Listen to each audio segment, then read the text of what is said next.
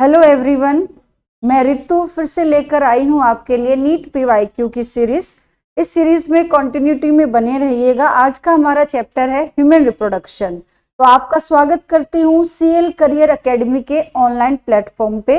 तो हम इन क्वेश्चंस को विद कंसेप्ट्स और ट्रिक्स के साथ करेंगे और पूरे चैप्टर से बच्चे गो थ्रू होंगे। ओके, तो आज का हमारा जो पहला क्वेश्चन है वो reproductive system, mail reproductive system से है।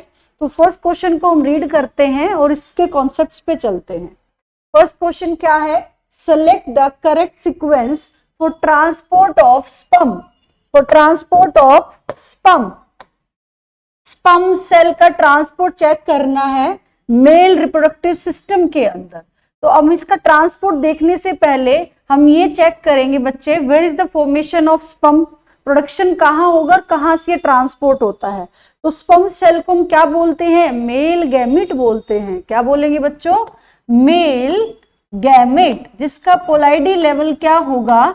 हैप्लॉइड। इसके अंदर हाफ सेट ऑफ क्रोमोसोम होगा। ओके, चलते हैं इसके एक डायग्राम से हम इस क्वेश्चन को देखेंगे।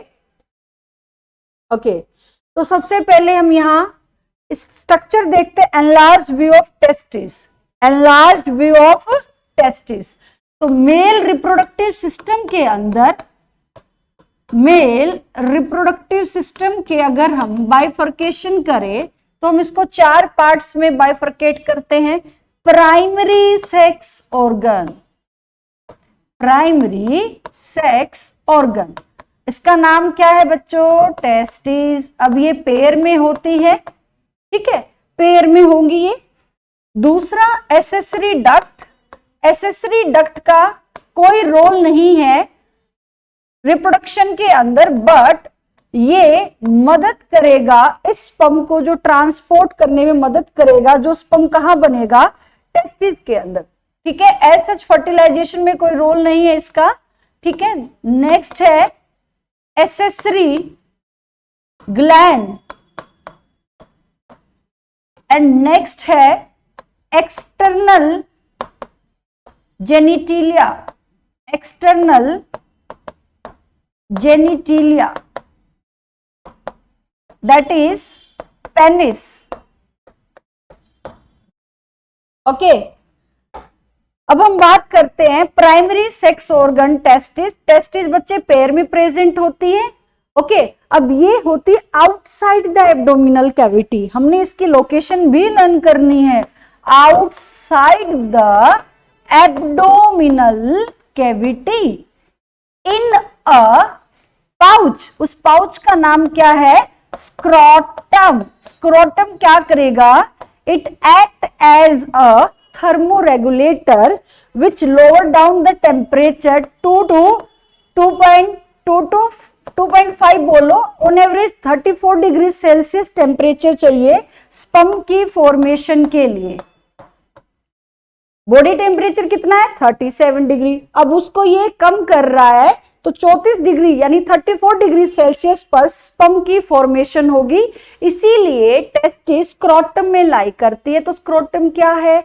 थर्मोरेगुलेटर है। क्या है बच्चों? थर्मोरेगुलेटर। तो ये क्रिस्टल क्लियर हो गया होगा। टेस्टिस लाई करेगी outside the abdominal cavity in a pouch is called scrotum.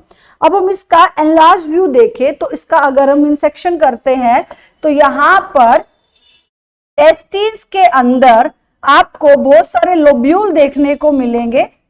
Each testis contain 250 compartment, 250 compartment. अब ये जो 250 कंपार्टमेंट है इनका क्या नाम है बच्चे? Testicular lobule. ध्यान से नोट करना बच्चे इसको, टेस्टिक्युलर लोब्यूल। एक टेस्टिक्युलर लोब्यूल में क्या बोला मैंने? एक टेस्टिक्युलर लोब्यूल में 1 to 3 highly coiled seminiferous tubule होती है। हाईली कोइल्ड सेमिनिफेरस ट्यूब्यूल, यानी यहां पर हाईली कोइल्ड एक ट्यूब लाइक स्ट्रक्चर जिसको हम क्या बोलेंगे? सेमिनिफेरस। तो एक टेस्टिक्युलर लोब्यूल में एक टेस्टिकुलर लोब्यूल में 1 से 3 नंबर क्या रहेगा सेमिनिफेरस का, 1 से 3, ठीक है। अब यहां पर ये एक लोब्यूल है, अगर हम इसके अंदर सेमिनिफेरस ट्यूब्यूल को देखें तो यहां पर ये ब्लैक जो डार्क डार्क दिखाई दे रहा है आपको, ये वाली, ये क्या है, ट्यूब्स है। क्या है ये, ऐसे हाईली कोइल्ड क्या पड़ी हुई है बच्चे, ये ट्यूब्स है, जिसको हम क्या बोलेंगे, सेमिनिफेरस ट्यूब्यूल। तो सबसे पहले आपको लर्न रखना है सेमिनिफेरस ट्यूब्यूल, नाम है सेमिनिफेरस, तो यहां पर ही क्या बनेगा, स्पर्म फॉर्मेशन होगा।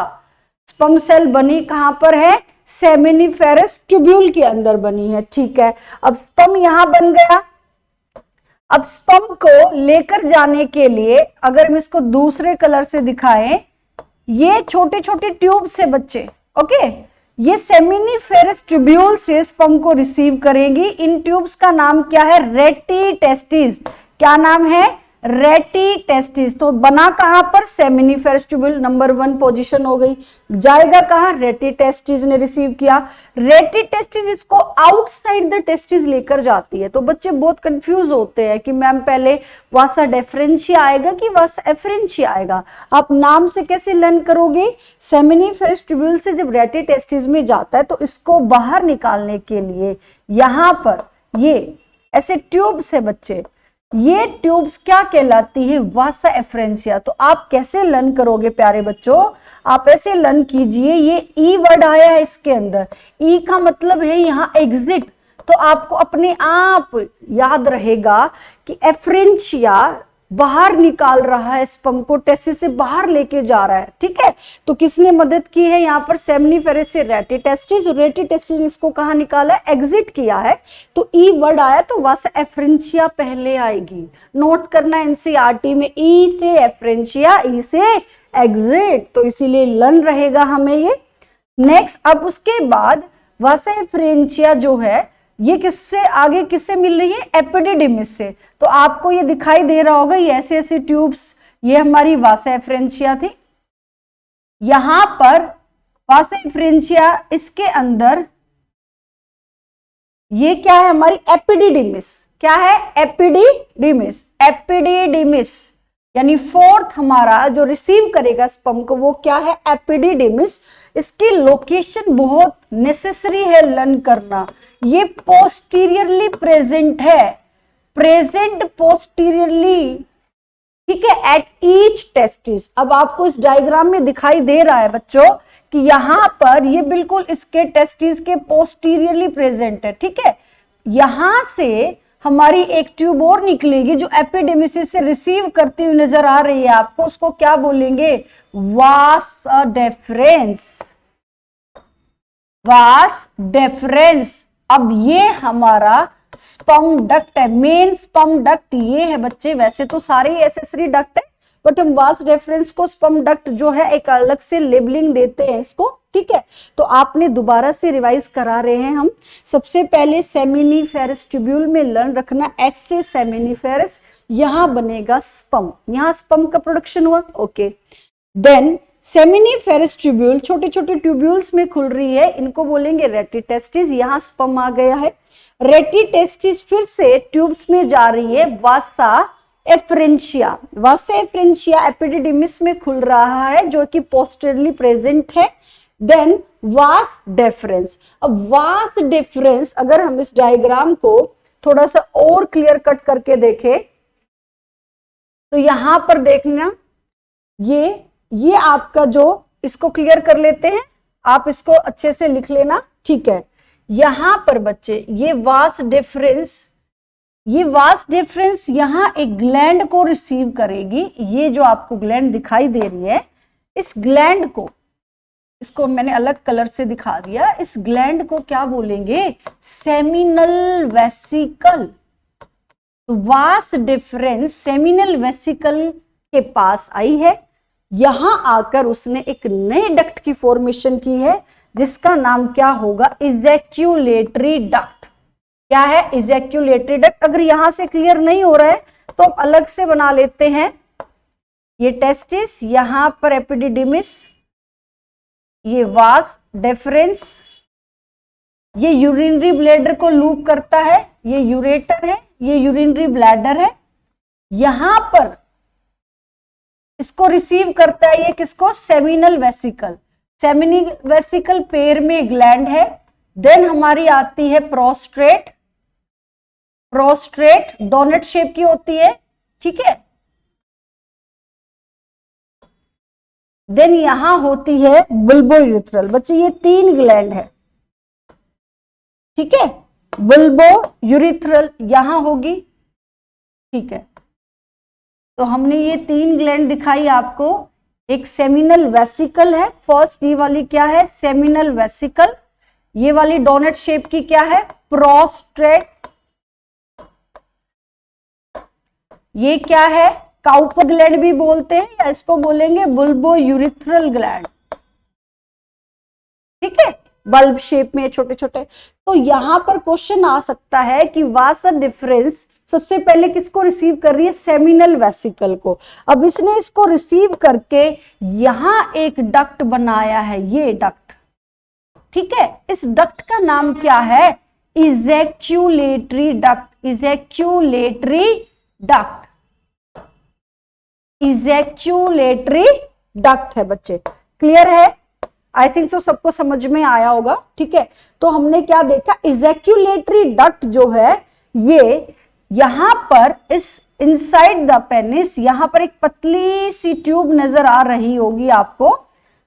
It extend inside the penis and इसका नाम क्या होगा, यूरेथ्रा। तो स्पर्म आ गया है यूरेथ्रा के पास। Is that clear. तो what is the correct transport of sperm, right down. सबसे पहले सेमिनिफेरस ट्यूब्यूल है, ओके। क्या है, सेमिनिफेरस फर्स्ट नंबर पे। देन यहां पर हमारी क्या थी, रेटिटेस्टिस। देन वासा एफ्रेंशिया पहले आएगा, एग्जिट कर रहा है, ठीक है। Then epididymis, then vas deferens, उसके बाद इजैक्यूलेटरी डक्ट, और लास्ट में आता है यूरेथ्रा। तो यूरेथ्रा एक ट्यूब है जो इनसाइड द पेनिस, पेनिस क्या था, external genitalia of male reproductive system, ठीक है। तो इनसाइड दिस, ये इसके अंदर पूरा गो थ्रू है। इसकी जो यहां ओपनिंग होगी, इस ओपनिंग को क्या कहेंगे, यूरिथ्रल मीटस कहेंगे। क्या कहेंगे मेरे बच्चों, यूरिथ्रल मीटस, जो स्पर्म को आउटसाइड एग्जिट करता है। तो करेक्ट ट्रांसपोर्ट भी समझ में आया, कहां पर ये बनेगा ये भी समझ में आया होगा आपको। और 3 ग्लैंड भी हमने देखी, एक है सेमिनल वेसिकल, ये पेयर्ड भी होती है, पेयर्ड में मींस 2 है यहां पर। प्रोस्टेट एक सिंगल है, ठीक है। बुल्बोयूरेथ्रल भी क्या है बच्चे, पेयर्ड में है। तो आपने लर्न करना है इनके पेयर्ड सिंगल कौन सी है, सेमिनल वेसिकल, प्रोस्टेट और बुल्बोयूरेथ्रल। ये जो ग्लैंड है, इन तीनों ग्लैंड के सिक्रीशन से सेमिनल प्लाज्मा बनता है। सेमिनल प्लाज्मा क्या होता है, सिक्रीशन ऑफ एक्सेसरी ग्लैंड, साथ में स्पर्म भी है, ठीक है। तो यहां पर हम बोल सकते हैं इनका सिक्रीशन प्लस में स्पर्म। तो सेमिनल प्लाज्मा के अंदर बच्चे कुछ आपके न्यूट्रिटिव स्ट्रक्चर भी प्रेजेंट होते हैं, जिनका नाम क्या है, फ्रक्टोज। ये भी आपका क्वेश्चन बन सकता है, फ्रक्टोज। दूसरा कलर ले लेते हैं, fructose, calcium and certain enzyme, ठीक है। अब इसको नरिशमेंट भी तो चाहिए ना। अब इस फ्लूइड के अंदर ये जो फ्लूइडी स्ट्रक्चर है सेमिनल प्लाज्मा, इसमें स्पर्म भी लाइक कर रहा है, और ये फ्लूइडी सिक्रीशन किसने दिया, इन ग्लैंड्स ने दिया है।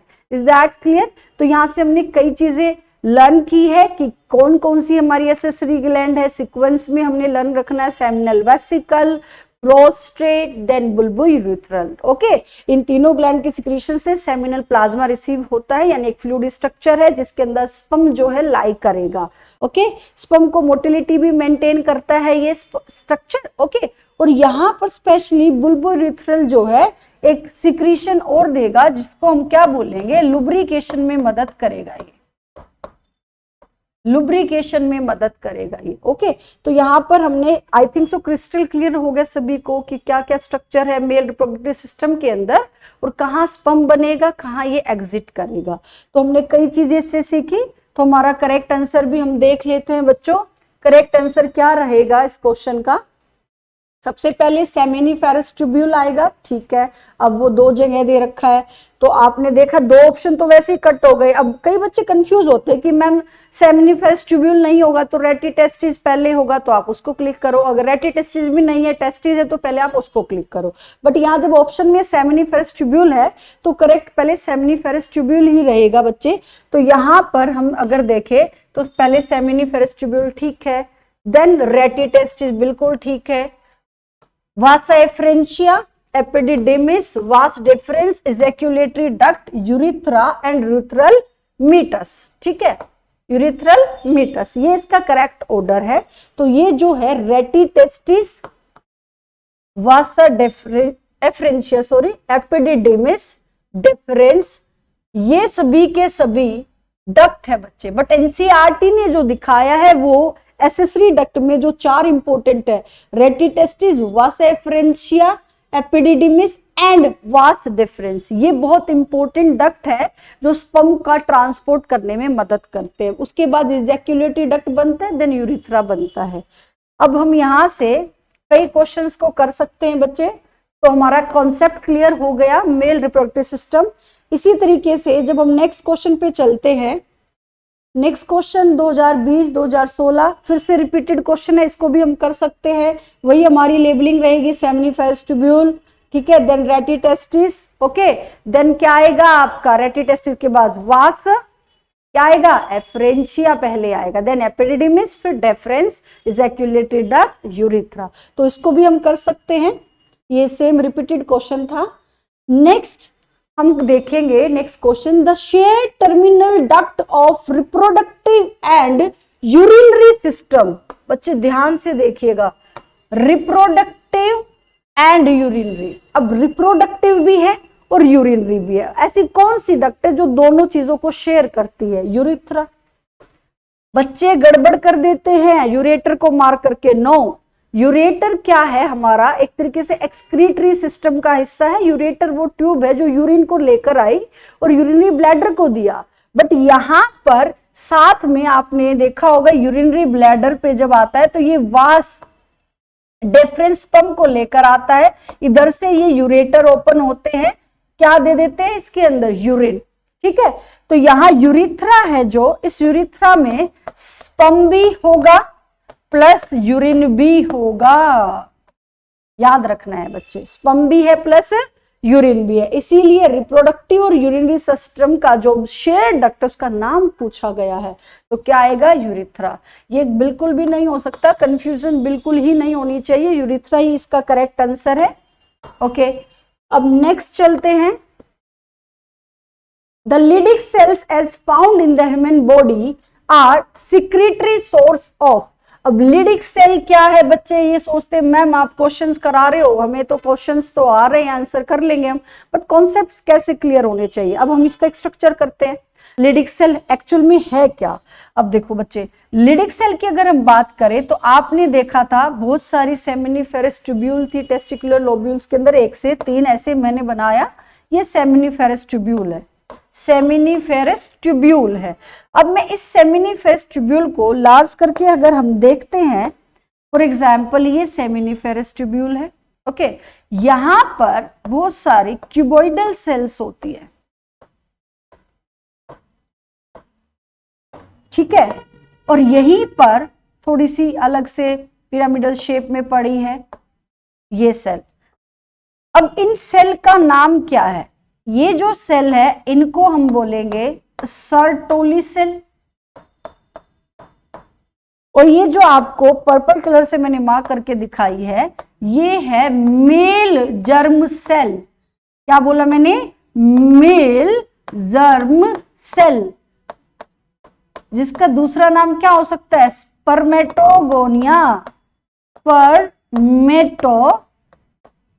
गोनिया। अब एक सिंगुलर को लेबल कर रहे हो तो गोनियम, ठीक है, स्पर्मेटोगोनियम। ओके, तो सेमिनिफेरस ट्यूब्यूल की इनर लाइनिंग पर 2 टाइप की सेल होती है। एक सेल का नाम है मेल जर्म सेल या स्पर्मेटोगोनियम और दूसरी का नाम है सर्टोली सेल। अब ऐसे ही एक सेमिनिफेरस ट्यूब्यूल तो नहीं है, अभी मैंने बोला है एक लोब्यूल में 1 से 3 है, एक और बना लेते हैं हम। हमने देखा, यहां पर बना लेते हैं, सॉरी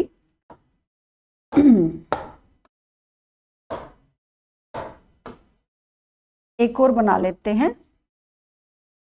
ताकि आपको बिल्कुल क्रिस्टल क्लियर दिखे। ये सेमिनिफेरस ट्यूब्यूल सेम ऐसे क्यूबॉइडल सेल है। इसको थोड़ा सा एनसीईआरटी में भी ये डायग्राम बहुत अच्छे से दे रखा है। डायग्राम आपको कोई भी नहीं छोड़ना, इस चैप्टर का बहुत इंपॉर्टेंट है। अब ये दो सेमिनिफेरस ट्यूब्यूल है, ये भी एक सेमिनिफेरस ट्यूब्यूल, ये भी एक सेमिनिफेरस ट्यूब्यूल। इन दो सेमिनिफेरस ट्यूब्यूल के बीच में जो आपको ये स्पेस नजर आता है, this space is called interstitial space. इस इंटरस्टिशियल स्पेस के अंदर, इंटर मतलब बिटवीन, दो सेमिनिफेरस ट्यूब्यूल के बिटवीन में जो स्पेस है, इस स्पेस के अंदर लाई करेगी, स्पेस के अंदर लाई कर रही है लिडिक सेल। इनको हम बोलेंगे लिडिक सेल। तो जो बच्चे ये सोच के वीडियो देख रहे हैं कि क्वेश्चन आंसर हो रहे, नहीं बच्चे, क्वेश्चंस के थ्रू आपके कॉन्सेप्ट क्लियर होंगे और पूरा चैप्टर रिवाइज होगा, ठीक है। तो लिडिक सेल से आपको लर्न क्या रखना है, लिडिक सेल LH यानी यहां पर ल्यूटिनाइजिंग हार्मोन काम करेगा इस सेल के ऊपर, और ये क्या सिक्रीट कराएगा, एंड्रोजन। तो आपने पहले ये जाना कि ये जो सेल है इनको हमने लिडिक सेल कहा है। क्या कहा है इनको, लिडिक सेल।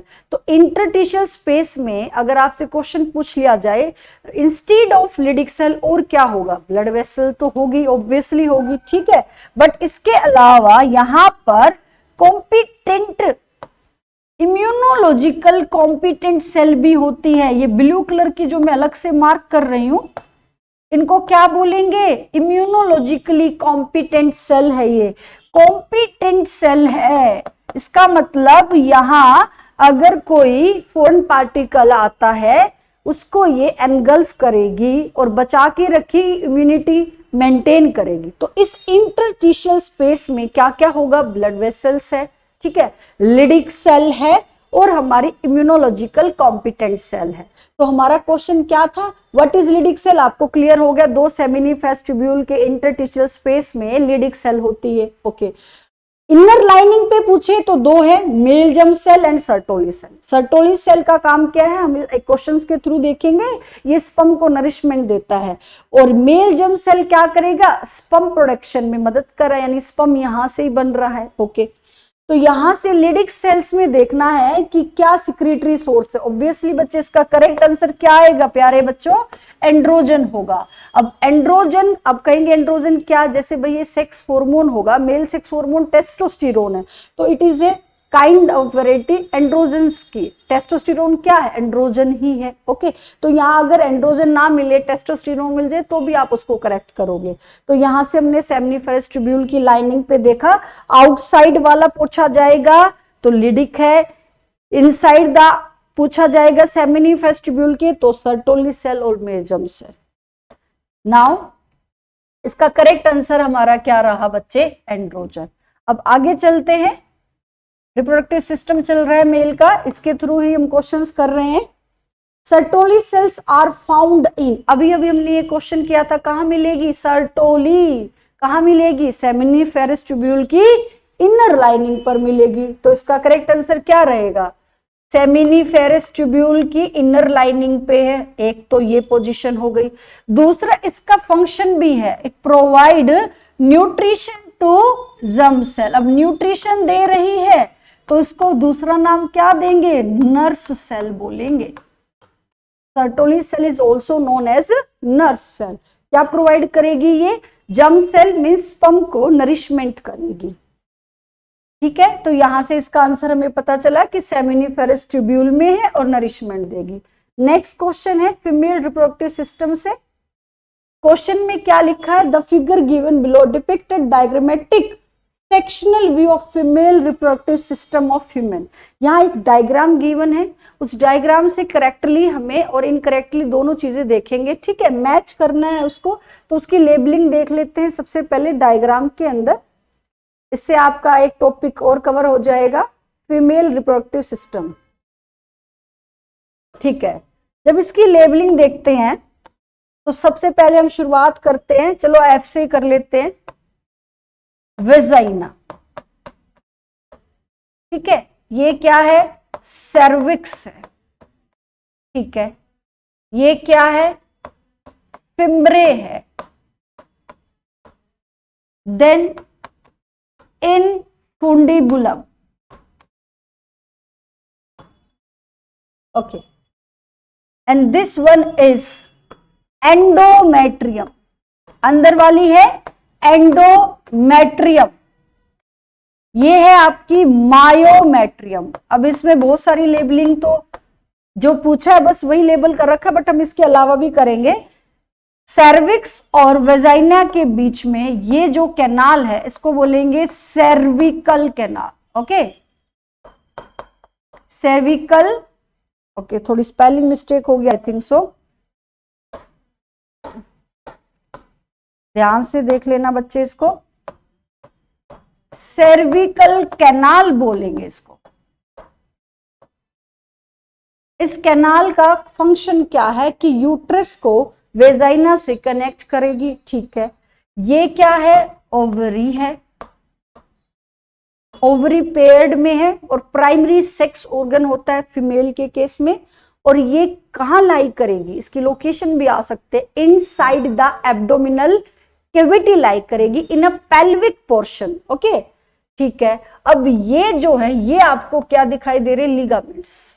ओवरी ऐसे हवा में तो लटकी नहीं होगी, ये अब अंदर भी है, तो कैसे लोकेटेड होगी, ये लिगामेंट से। तो ये ओवरियन लिगामेंट है जो ओवरी को किससे कनेक्ट करके रखते हैं, यूट्रस से। ठीक है, तो ये हमारे ओवरी लिगामेंट है, ओवरियन लिगामेंट्स है। देन ओवरी के बाद यहां पर ये फिंगर लाइक अपीयरेंस आपको दिखाई दे रही होगी, इसको हम क्या बोलेंगे, फिमरे। ये फिंगर लाइक क्या है, फिमरे। फिमरे से याद रख लेना, फिंगर लाइक स्ट्रक्चर। अब इसका काम क्या है, ओवरी ने प्रोडक्शन किया एग का। ओवरी ने किस चीज का प्रोडक्शन किया बच्चों, एग का। ब्लैक कलर लेते वो बिल्कुल अच्छे से दिखाई देगा। एग, एग को किसने कैप्चर किया, फिमरे ने। किसको दे दिया, इनफुंडिबुलम को। ठीक है, तो अगर आपसे पूछा जाए which portion is fallopian tube closest to ovary, तो आप क्या बोलोगे, इनफुंडिबुलम है। ओवरी के पास वाला कौन सा है, इनफुंडिबुलम है। देन उसके बाद ये वाला जो पोर्शन देख रहे हो आप, ये है एम्पुला। एम्पुला, ये क्या है, इस्थमस। एम्पुला, इस्थमस और infundibulum, this is the part of fallopian tube. ये क्या है, एसेसरी डक्ट है फीमेल के अंदर, और उसका दूसरा नाम क्या है, ओविडक्ट। अब यहां से एक क्वेश्चन और भी बन सकता है, ओवरी के पास वाला तो इनफुंडिबुलम है, बट यूट्रस के पास वाला क्या है, इस्थमस है।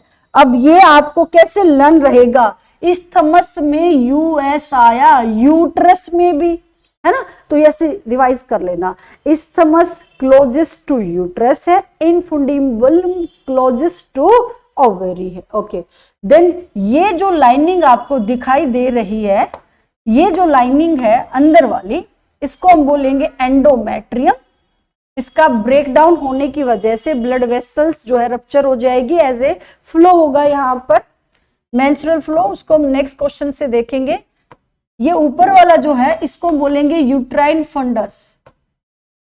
ठीक है, तो पेड़ में आपको क्या दिखाई दी, दोनों तरफ फैलोपियन ट्यूब, पेड़ में क्या है, ओवरी है। ठीक है, ये यूट्रस एक सिंगल होता है, वेजाइना भी सिंगल है, सर्विक्स भी सिंगल है। तो करेक्ट लेबलिंग हम देख लेंगे, यहां से हमें समझ में आ गया।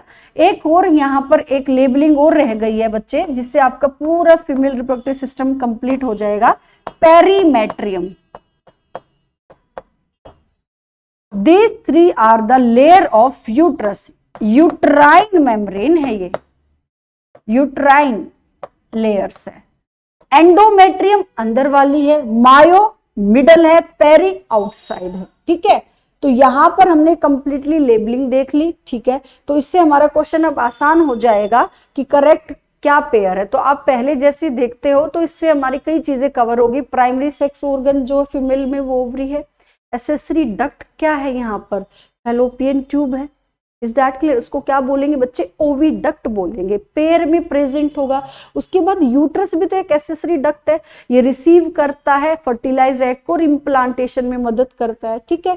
देन यहाँ पर ये सर्विक्स और वेजाइना, ये भी एक क्वेश्चन आपका आ सकता है कि ये जो सर्विकल कैनाल है और वेजाइना है, यहाँ पर इन दोनों से मिलकर एक कैनाल बनेगी जिसका नाम होगा बर्थ कैनाल। यहां से बच्चे का बर्थ होगा, इसको मेंशन कीजिएगा। और ऐसा क्वेश्चन पूछा गया भी है और पूछ भी सकते हैं आगे। इसको क्या बोलेंगे, बर्थ कैनाल बोलेंगे। तो यहां से हमारा ये टॉपिक क्लियर हो गया है। इसको अच्छे से रिवाइज करना है आप लोगों को। तो इसका करेक्ट ऑर्डर हम देख लेते हैं कि यहाँ पर मेंशन क्या किया गया था। तो आपको पता है सी जो है इसके अंदर, सी बिल्कुल ठीक है। सी यहाँ पर क्या है, ये आपका डी तो फिमरे है, सी क्या इन्फुंडिबुलम है, ठीक है। देन ई क्या है, सर्विक्स, ये भी ठीक है। डी ओवी ड्यूकल फनल बिल्कुल गलत है क्योंकि डी तो फिमरे, तो इसका करेक्ट आंसर बच्चे ए ही जाएगा, क्लियर। तो इससे आपको ये क्वेश्चंस भी और टॉपिक भी दोनों चीजें क्लियर होगी। नेक्स्ट क्वेश्चन पे चलते हैं हम। Arrange the component of mammary gland from proximal to distal. Proximal to distal, अब ये लोकेशन ध्यान में रखना है। अब अरेंज करने से पहले इसके बारे में हम इसका स्ट्रक्चर ड्रॉ करते हैं, ध्यान से समझना। एनसीईआरटी में इस डायग्राम को दे रखा है बट वो क्रिस्टल क्लियर नहीं हो पाता है, ठीक है। तो यहां पर हम देखते हैं इस डायग्राम को बच्चे। मेमोरी ग्लैंड जो है ये रिप्रोडक्टिव सिस्टम के साथ मिलकर इंटरडिजिट होकर कई फंक्शंस करती है। ये आपको जो सैक लाइक स्ट्रक्चर नजर आ रहा है इनको हम बोलते हैं एल्वियोलाई। क्या बोलते हैं, एल्वियोलाई। ऐसे बहुत सारी एल्वियोलाई है।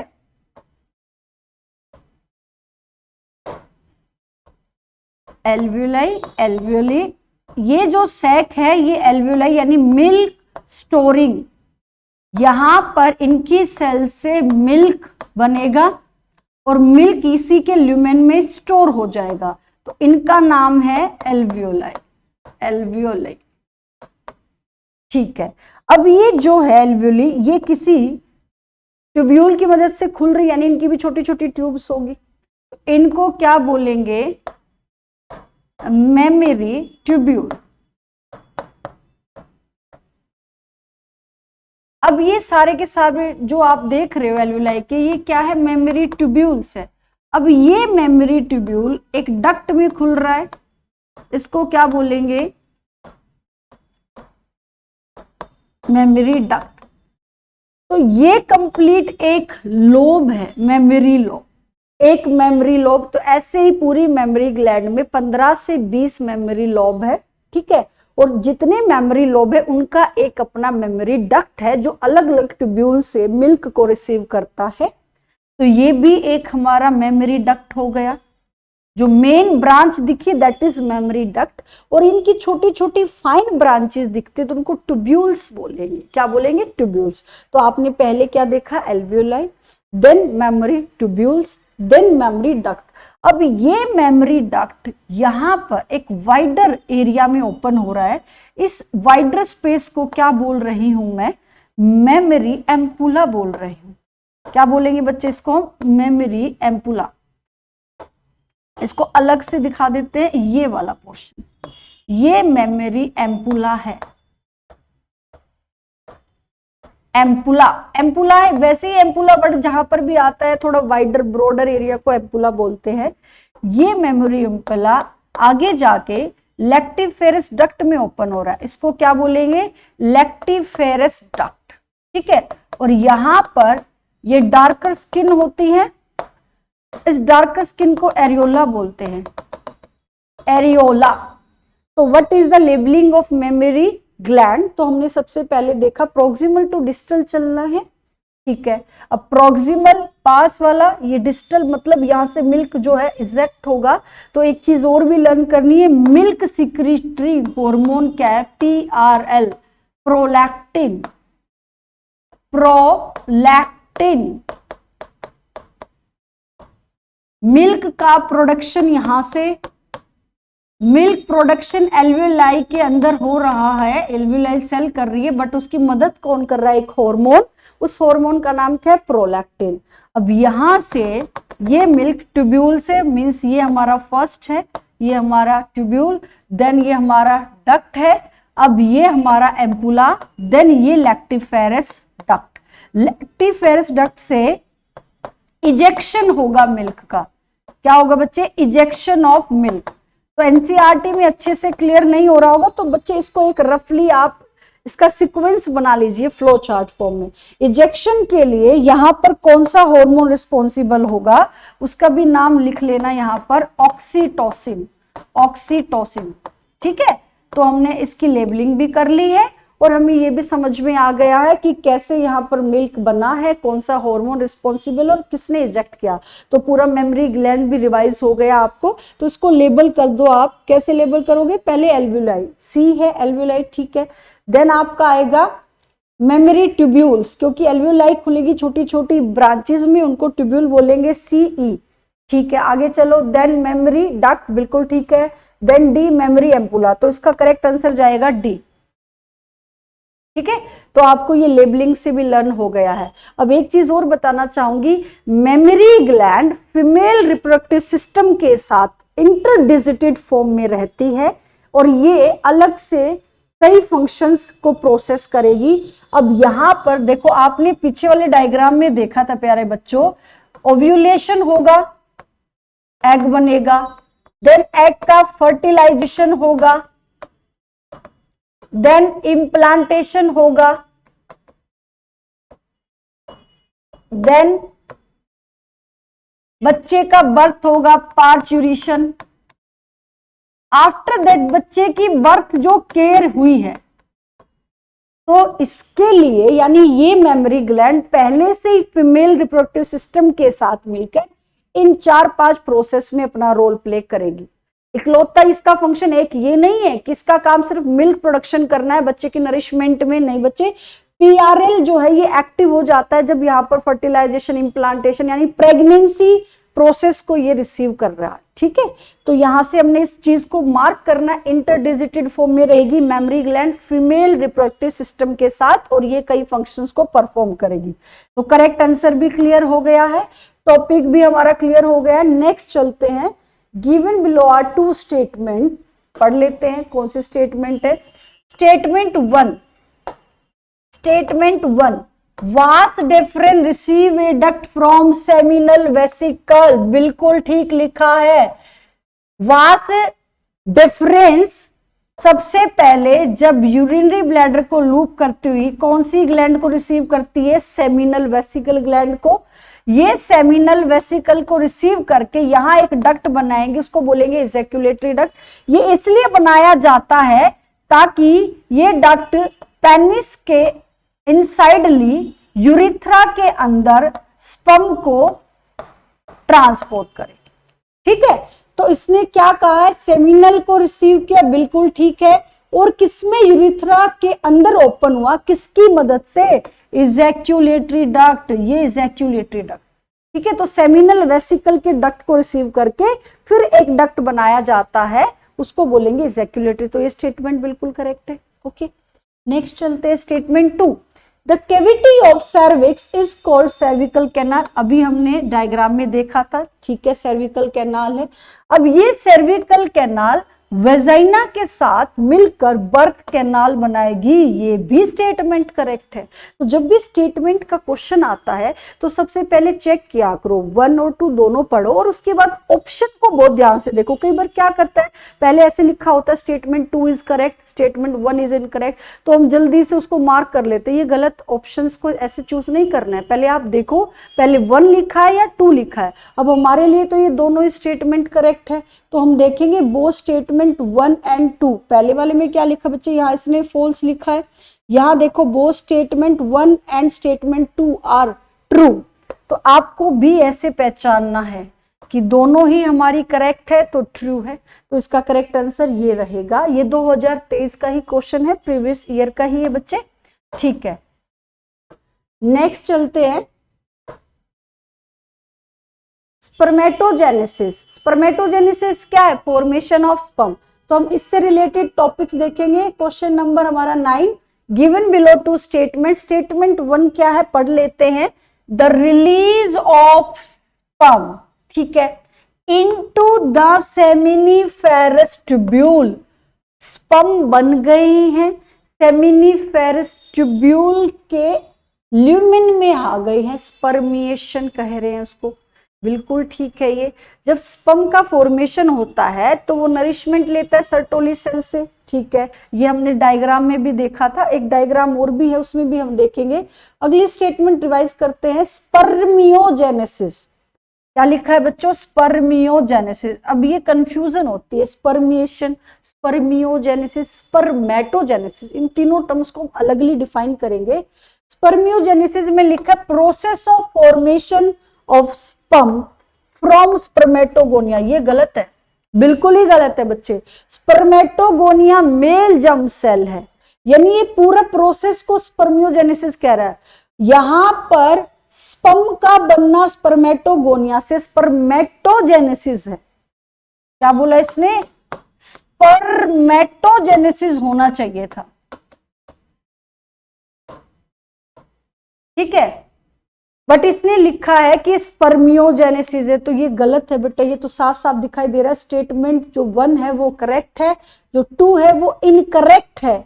अब यहां पर ढूंढना है आपको, स्टेटमेंट 1 इज करेक्ट, ठीक है, ये करेक्ट है।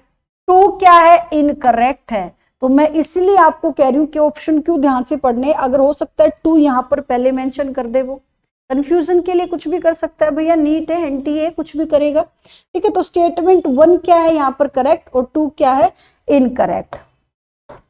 तो आपको ये लर्न रखना है, ये टर्मिनोलॉजी हम एक डायग्राम की मदद से इस क्वेश्चन को इस डायग्राम की मदद से लर्न रखेंगे। आई थिंक सो विजिबल होगा, नहीं होगा तो मैं इसको दोबारा से लेबल कर दूंगी, ठीक है। तो यहां पर सबसे पहले ये सेमिनिफेरस ट्यूब्यूल, ये सेमिनिफेरस ट्यूब्यूल दिखाइए और ये इसकी लाइनिंग है, ठीक है। इन पे जो ये आपको सेल नजर आ रहे हैं, इनको क्या बोला गया है? स्पर्मेटोगोनिया।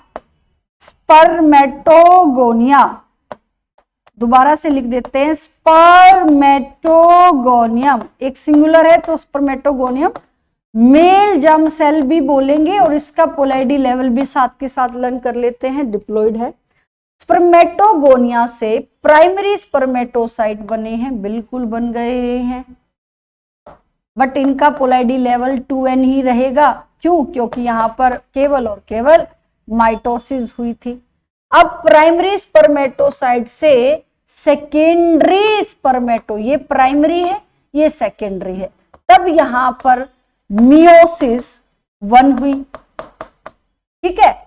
देन सेकेंडरी स्पर्मेटोसाइट से स्पर्मेटिड बन गए हैं, ये स्पर्मेटिड है। डायग्राम में ध्यान से देखो बच्चे, आपके एनसीईआरटी में गिवन है, ये स्पर्मेटिड है। अब बच्चा ये कंफ्यूज हो रहा है, मैम स्पर्मेटोजोआ और स्पर्मेटिड क्या है? समझना, स्पर्मेटिड गेट मैच्योर्ड, तो मैच्योर फॉर्म को बोलेंगे स्पर्मेटोजोआ। क्या बोलेंगे? स्पर्मेटोजोआ। मैच्योर स्पर्म है ये, क्या है ये? Mature sperm. तो मैच्योर स्पर्म आप किसे कहते हो? मैच्योर स्पर्म किसे कहोगे? उसका हेड है, उसका मिडल पीस है, उसकी टेल है और हेड पे लगा हुआ है एक्रोजोम, ठीक है। तो जब वो कंप्लीटली अपनी टेल, मिडल पीस और हेड के साथ बन गया, मैच्योर हो गया, तब उसको हम स्पर्मेटोजोआ बोल रहे हैं। बट उसकी जो इमेच्योर फॉर्म है अभी वो क्या है? स्पर्मेटिड है। तो सेकेंडरी स्पर्मेटोसाइट में मियोसिस 2 कंप्लीट हो गई, पोलैरिटी लेवल नहीं चेंज होगा। अब यहां पर सेकेंडरी स्पर्मेटोसाइट का पोलैरिटी लेवल तो हैप्लॉइड हो गया है मियोसिस से, तो स्पर्मेटिड भी हैप्लॉइड है प्यारे बच्चों, और स्पर्मेटोजोवा भी हैप्लॉइड है। बात समझ रहे हो? तो डिप्लॉइड कौन है? मेल जर्म सेल और प्राइमरी स्पर्मेटोसाइट। तो अब स्पर्मिएशन, इस डायग्राम से आप तीनों प्रोसेस समझो। स्पर्म का बनना, ध्यान से सुनना, स्पर्मेटोगोनिया से स्पर्म का बनना कंप्लीट प्रोसेस स्पर्मेटोजेनेसिस है। जेनेसिस मींस फॉर्मेशन, आगे वर्ड लगा है स्पर्म, स्पर्म की फॉर्मेशन, यहां से पूरे प्रोसेस को स्पर्मेटोजेनेसिस कह रहे हैं। ठीक है, पूरे प्रोसेस को स्पर्मेटोजेनेसिस का है। ठीक है, अब स्पर्मियोजेनेसिस क्या है? जब ये स्पर्मेटिड अपनी टेल लगवाते हैं, मेच्योर होते हैं, पूरा मिडल पीस बनता है, यानी स्पर्मेटिड गेट मेच्योर्ड। जब वो मेच्योर हो रहे हैं, स्पर्मेटोजोआ में जा रहे हैं, तब वो स्पर्मियोजेनेसिस है। यानी ये इतना सा प्रोसेस क्या है प्यारे बच्चों? स्पर्मियोजेनेसिस। अब इसको कैसे लर्न करना है? स्पर्म, अभी स्पर्म का काम चल रहा है, यानी स्पर्म अभी तैयार किया जा रहा है, उसको तैयार कर रहे हैं उसको। ठीक है, स्पर्मियोजेनेसिस। जब स्पर्म पूरे बन गए हैं इन्होंने, अब जब स्पर्मियोजेनेसिस हो रहा है तो यहाँ सर्टोली सेल नजर आ रही है। इनका जो हेड है सर्टोली सेल से एम्बेडेड है, धसा हुआ है उसमें। क्यों? लगातार उनको नरिशमेंट चाहिए। जब उनका सजना सवरना हो रहा है, टेल वे लगाई जा रही है, तो इनको सर्टोली सेल से खाना चाहिए होता है। ये सर्टोली सेल है, ठीक है, ये नरिशमेंट करिए। बट जब इन्होंने नरिशमेंट ले लिया और ये पूरे मैच्योर हो गए, अब ये यहां सेमिनिफेरस ट्यूब्यूल के ल्यूमेन में आएंगे, तब उस प्रोसेस को, जब ये पूरा मैच्योर हो गए, तब उस प्रोसेस को बोलेंगे स्पर्मिएशन, मींस रिमूवल या फिर बोलेंगे release of mature sperm. Head से हट जाएगा, सर्टोली सेल से अभी जा रहे, away from, and release in the tubule of seminiferous या सेमिनिफेरस ट्यूब्यूल। हेड से दूर जाना, सर्टोली सेल के नरिशमेंट ले चुके हैं, तो release of mature sperm in the lumen of seminiferous tubule. ठीक है, तो उसको बोलेंगे स्पर्मिएशन। तो तीनों बातें याद रखनी, कंप्लीट स्पर्मेटोजेनेसिस है, देन ये आपका स्पर्मियोजेनेसिस है, then spermiation. Spermiation is not a part of spermatogenesis, बस इसको तो रिलीज करना है सेमिनिफेरस ट्यूब्यूल में। तो यहां से हमारे कई टॉपिक भी क्लियर हो गए, डायग्राम भी क्लियर हो गया। ठीक है, अब डिफरेंस दे रखा है between the spermiogenesis and spermiation. अब ये हम आसानी से कर सकते हैं। स्पर्मियोजेनेसिस क्या है बताओ बच्चे? क्रिस्टल क्लियर किया था ना हमने अभी डायग्राम के अंदर, स्पर्मियोजेनेसिस एंड स्पर्मिएशन। तो ये वाला टॉपिक बार बार आपको कह रही हूं, वहां से एक क्वेश्चन पक्का आएगा, इसको मार्क कर लो। जरूर आता है गैमेटोजेनेसिस पे, तो इसको हम पढ़ सकते हैं। स्पर्मियोजेनेसिस क्या है और स्पर्मिएशन क्या है? Spermiogenesis, spermatid are formed, spermatid are formed, while spermiation spermatozoa are formed. दोनों ही गलत हो गई बेटा, ये तो बिल्कुल गलत है। स्पर्मिएशन ऐसा थोड़ी ना होगा। स्पर्मियोजेनेसिस में spermatozoa is formed, while spermiation में स्पर्मेटिड, ये भी गलत है। ठीक है, in spermiogenesis spermatozoa from Sertoli cell are release in the cavity of seminiferous tubule, ये गलत है क्योंकि ये तो स्पर्मिएशन होता है। नेक्स्ट है, in spermiogenesis spermatozoa are formed, ये बिल्कुल ठीक है। स्पर्मियोजेनेसिस में स्पर्मेटिड का मैच्योर होना प्रॉपर स्पर्मेटोजोआ में, ठीक है। स्पर्मेटोजोआ फिर रिलीज होंगे सर्टोली सेल से इन the cavity of seminiferous tubule.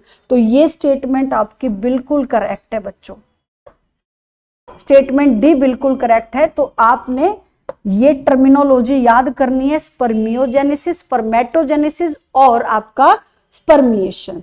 तो यहां से हमारा अब ये क्वेश्चन क्लियर हो गया, हमने उस डायग्राम में देखा था।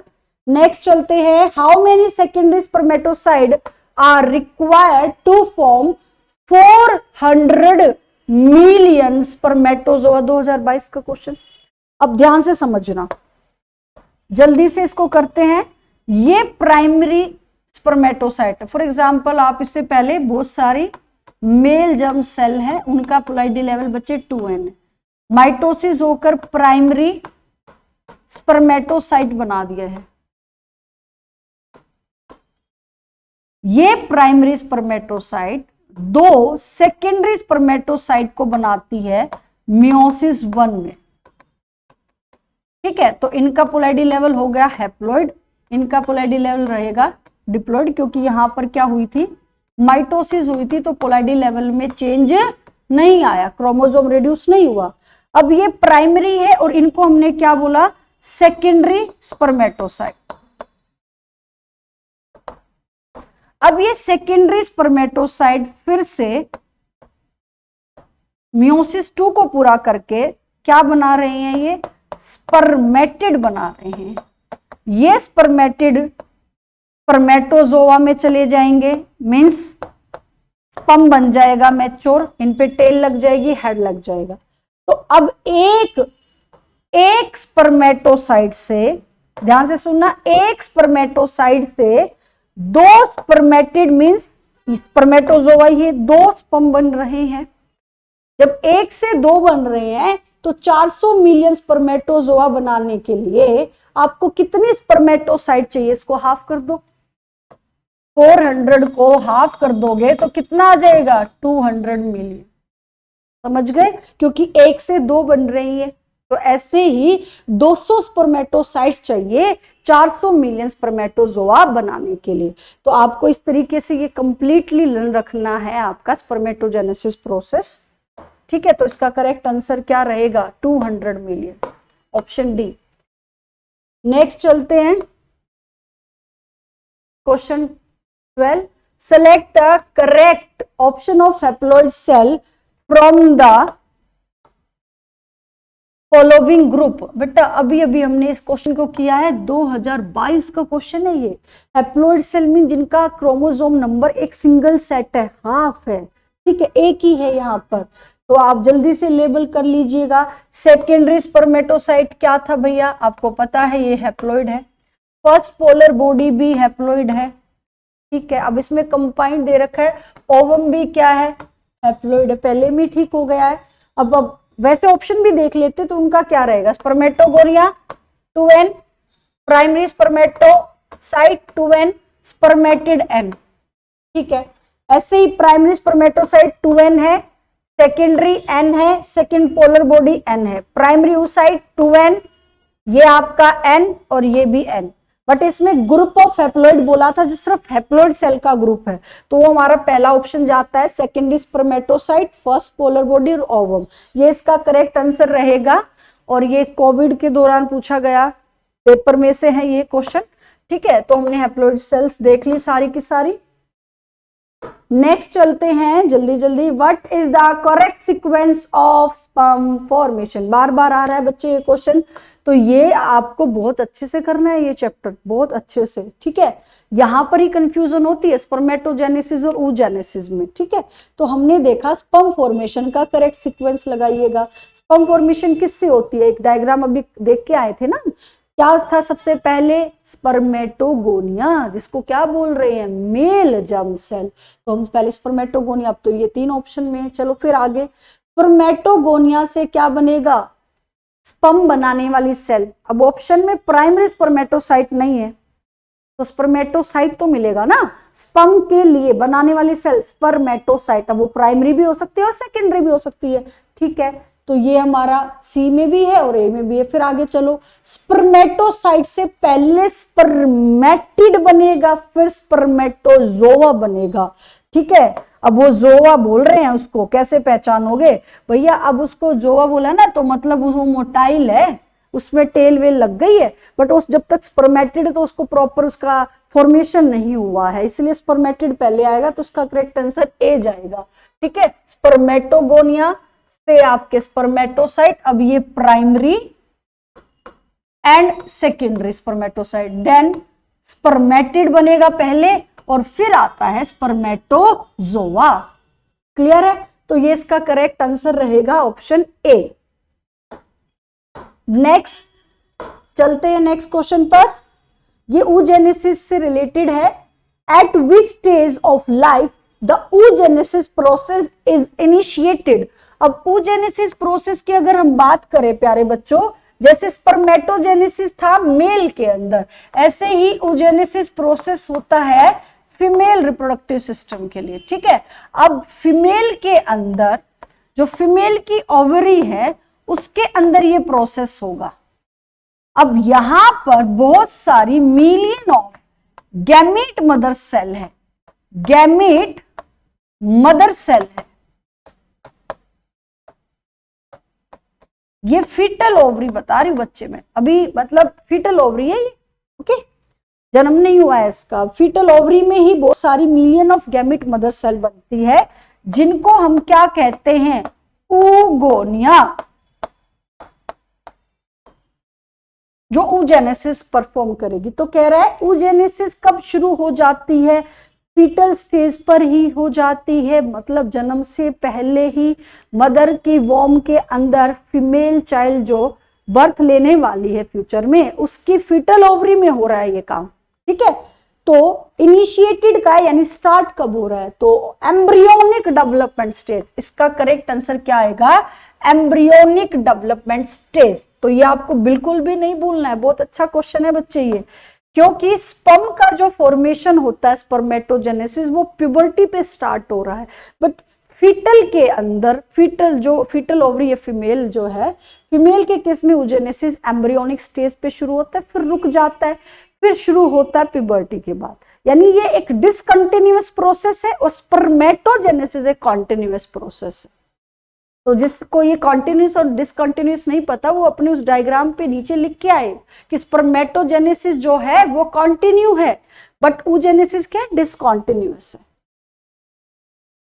अब ऐसा क्वेश्चन 2022 में पूछा था, ये भी बहुत बड़ा बवंडर बना था इस क्वेश्चन पे भी बच्चे, ये सेम उसी तरीके से आ गया है। इस क्वेश्चन को देखते हैं, what is the following statement are true for spermatogenesis के लिए ट्रू है but not hold true for oogenesis। बच्चे पहले क्वेश्चन को समझो, इसने कहा है ये वो स्टेटमेंट है जो सिर्फ इसके लिए है और इसके लिए ये फॉल्स है, मतलब डू नॉट होल्ड ट्रू, इसके लिए नहीं है वो, ट्रू नहीं है वो, ठीक है।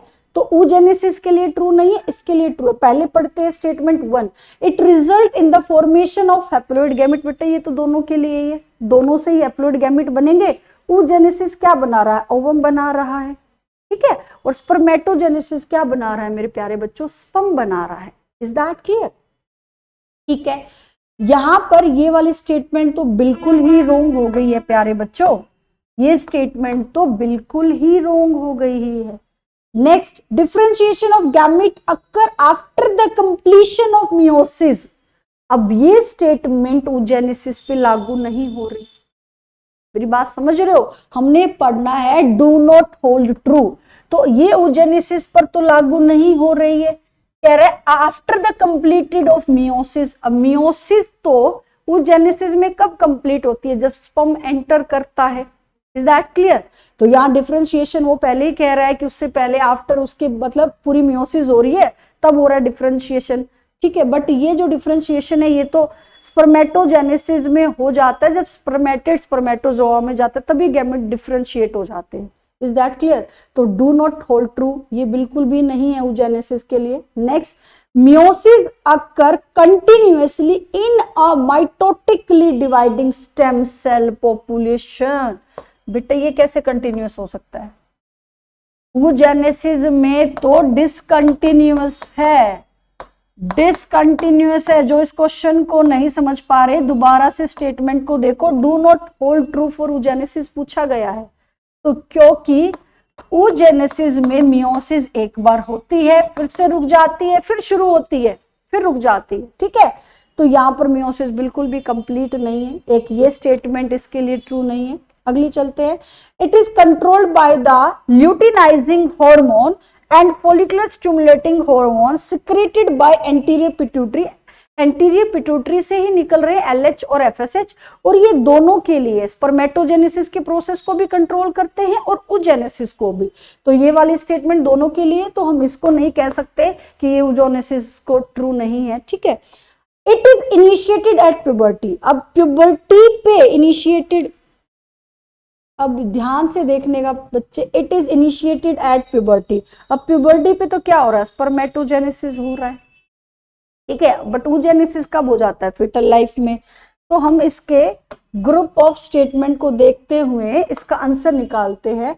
ए जो है वो दोनों के लिए एप्लीकेबल था, ठीक है, बी, सी और ई अब ये जो है ये सिर्फ स्पर्मेटोजेनेसिस के लिए एप्लीकेबल हो रहा है, तो बिल्कुल करेक्ट आंसर क्या आ जाएगा इस प्यारे बच्चों, BCE। जो भी ये वीडियो देख रहे हैं वो इस क्वेश्चन को 2 बार अच्छे से जरूर देखें। इस क्वेश्चन पे बहुत बड़ा बवंडर बना था बच्चे 2022 के अंदर। आपको ध्यान से इस क्वेश्चन को फिर से एक बार देख लेना है। हमने देखा डिफरेंशिएशन जो है ये do not hold true for oogenesis के लिए बिल्कुल भी नहीं है। सी स्टेटमेंट इसलिए नहीं है क्योंकि कंटिन्यूअस सिर्फ किस में रहता है, स्पर्मेटोजेनेसिस प्रोसेस में रहती है कंटिन्यूअस, मियोसिस, ठीक है। oogenesis में कंटिन्यूअस नहीं है, वहां रुक जाती है, फिर से शुरू होती है। देन डी जो है, डी दोनों के लिए एप्लीकेबल, इसलिए हमने उसको नहीं लिया। और ये इसलिए होल्ड ट्रू नहीं है क्योंकि oogenesis जो है वो तो फीटल लाइफ में शुरू हो रही है, तो ये कैसे हो सकता है, होल्ड ट्रू तो नहीं है ना। प्यूबर्टी, प्यूबर्टी भी तो स्पर्मेटोजेनेसिस है, तो इसका करेक्ट स्टेटमेंट जाएगा BCE, ठीक है। अब ये डायग्राम के थ्रू मैंने इस क्वेश्चंस को दोबारा से एक बार रिकॉल कर लेते हैं। ये डायग्राम बहुत अच्छा है और इंपॉर्टेंट है, इसी से आपका पूरा गैमेटोजेनेसिस प्रोसेस रिवाइज हो जाएगा। ध्यान से देखना प्यारे बच्चों, क्रोमोसोम लेवल पर सेल दिखा रखा है, एज इट इज NCERT से लिया है, ठीक है। प्यूबर्टी पर स्पर्मेटोजेनेसिस शुरू हो रही है, स्पर्मेटोजेनेसिस शुरू हो रही है, ठीक है। अब ये जो स्पर्मेटोगोनिया है ये माइटोसिस परफॉर्म कर रहे हैं, तो प्राइमरी स्पर्मेटोसाइट तो यहां तक इसका 2n, देन प्राइमरी स्पर्मेटोसाइट भी क्या है 2n। फर्स्ट मियोटिक डिवीजन हुई तो यहां पर हैप्लॉइड सेकेंडरी स्पर्मेटोसाइट बनेंगे, एक प्राइमरी से 2 सेकेंडरी, ठीक है, इक्वल डिवीजन हो रही है।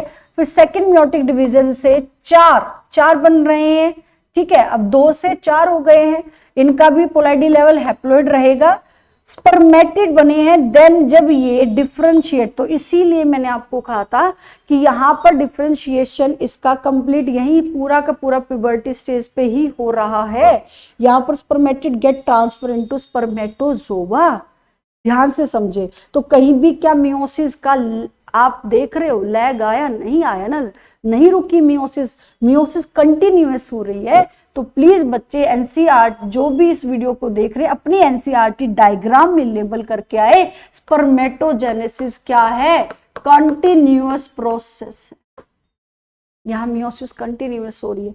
अब इधर देख लेते हैं हम, oogonia गैमिट मदर सेल, ठीक है। अब ये कब शुरू हो रहा है, फीटल लाइफ में शुरू हो रहा है, अब तक जन्म नहीं हुआ, प्यूबर्टी तो अटेन जब करेगा ना जब जन्म होगा। फीटल लाइफ में बहुत सारी oogonia है, यानी क्या बोलते हैं oogonia को, गैमिट मदर सेल बोलते हैं, इज दैट क्लियर। अब इनके अंदर माइटोसिस होकर बहुत सारा नंबर हो गया प्राइमरी ओसाइट, इसको इस तरीके से समझे ध्यान से बच्चे। यहां पर इसको ड्रॉ कर रही हूं मैं, ये फीटल ओवरी है, ये फीटल ओवरी है। फीटल ओवरी में ये जो बना रही हूं मैंने इसको दिखाया है, दैट इज, ये है फीटल ओवरी, ओके। इसमें ये oogonia है, oogonia। अब oogonia से जब प्राइमरी oocyte बन रहा है, क्या बन रहा है, प्राइमरी oocyte, ये बना दिया प्राइमरी oocyte। थोड़ा सा अलग सा कलर ले लेते हैं, ये प्राइमरी oocyte। यहां मियोसिस फर्स्ट, ध्यान से देखना, फर्स्ट मियोटिक डिवीजन कंप्लीटेड, इसका मतलब पहले एक बार यहां मियोसिस शुरू हुई थी। जब ये प्राइमरी oocyte जब बन रहा है तो ये प्राइमरी oocyte है, यहां मियोसिस फर्स्ट शुरू हुई थी बट रुक गई इसके प्रोफेज पर स्टॉप हो गई। तो आप अपने हिंदी में लिख लो बच्चे, शुरू हुई रुक गई, पहले ही रुक गई, पहले कौन, मतलब पहला ही फेज प्रोफेज, कौन से फेज पे रुकी, पहला ही फेज प्रोफेज पे रुक गई। तो जब प्रोफेज पे रुक गई तो ये जो प्राइमरी oocyte बना है ये कहता है कि मेरे चारों तरफ कुछ कवर तो लगा दो, मियोसिस तो आपने रोक दी है। तो यहां पर बहुत सारी बहुत सारी ग्रेन्युलोसा की सेल्स एक सिंगल सेल्स ऐसे इसके चारों तरफ लग जाती हैं। ठीक है, इसको थोड़ा सा एक अलग ब्लैंक स्लाइड पे दिखाना पड़ेगा मुझे, तभी आपको अच्छे से क्लियर होगा। बस यहां पर बस इतना सा समझ लिएगा, अब ये प्राइमरी फॉलिकल बन गया है। क्या बन गया है? Primary follicle. तो अब बर्थ हो गया, जब बर्थ हो गया है तो ये प्राइमरी फॉलिकल बर्थ से प्यूबर्टी के दौरान बहुत सारे primary follicle, large number of primary follicles क्या हो जाएंगे? खत्म हो जाएंगे। अब million of gamete mother cell है, वो सभी के सभी प्राइमरी फॉलिकल में जा रही है ना, बट बहुत सारे प्राइमरी फॉलिकल बर्थ से प्यूबर्टी के दौरान खत्म हो जाएंगे। तो प्यूबर्टी पर कितने बचे बेटा? यहां मार्क करना, प्यूबर्टी पर कितने बचे? एक ओवरी में 60,000 से 80,000 है, 70,000 देख लेना, 60 to 70,000 है या 80, आप चेक करना इसको। ठीक है, 60 to 80 होगा या 60 to 70, इतने 1000 यहीं पर बचते सिर्फ प्यूबर्टी पर। इससे पहले तो सभी के सभी क्या हो जाएंगे? डीजनरेट। तो आपने क्या देखा, जब वो प्यूबर्टी पर आए हैं, जब उनका ओव्यूलेशन हुआ है, तब मियोसिस फर्स्ट कंप्लीट हुई है। जो मियोसिस रुक गई थी वो उसके ओव्यूलेशन यानी कितने साल बाद, अब जो फीमेल का प्यूबर्टी टाइम है वो क्या है? 13 ईयर, यानी जन्म हुआ, जन्म के 13 साल बाद ओव्यूलेशन हो रहा है। समझ रहे हो क्या बोल रही हूँ?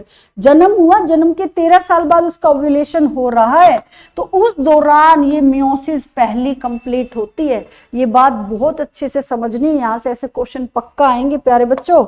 इस चीज को ध्यान से समझना, कितना अमाउंट बचता है, मियोसिस 1 कब कंप्लीट होती है।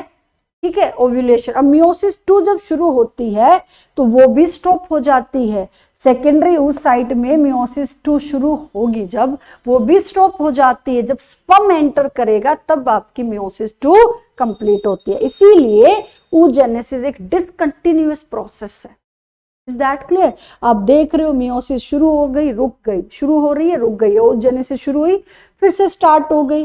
तो ऐसे ही यहां पर आपने देखा ये कंटिन्यूटी में है, ये डिसकंटिन्यूटी में है, तो आप इसको ध्यान से समझना। ठीक है, तो ये डायग्राम पे क्वेश्चन पक्का बनता है, तो आपको ये एनसीईआरटी से डायग्राम अच्छे से करना है। तो अभी आपका क्वेश्चन भी बन गया, first meiotic division of secondary oocyte is completed. अब वो फर्स्ट की बात नहीं कर रहा, कह रहा है कि मियोटिक डिवीजन पूरी, अब मियोटिक 2 स्टेज में हो रही, मियोसिस 1 और मियोसिस 2, यानी पूरी एक सिंगल मियोसिस ही तो काउंट हो रही है।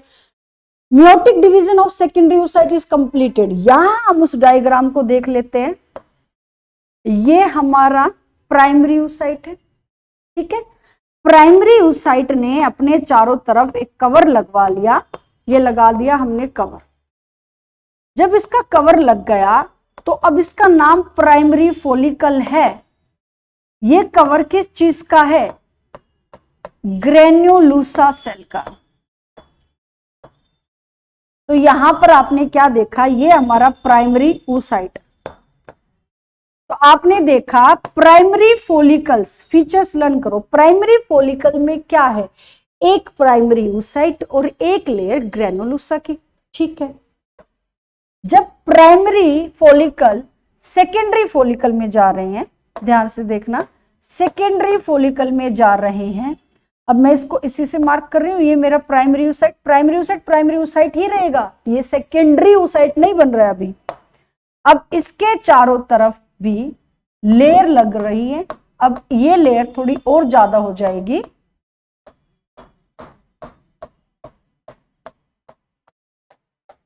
Many layer. अब इसको भी मैं इसी से मार्क कर लेती हूँ ताकि आपको कोई कंफ्यूजन नहीं रहेगी।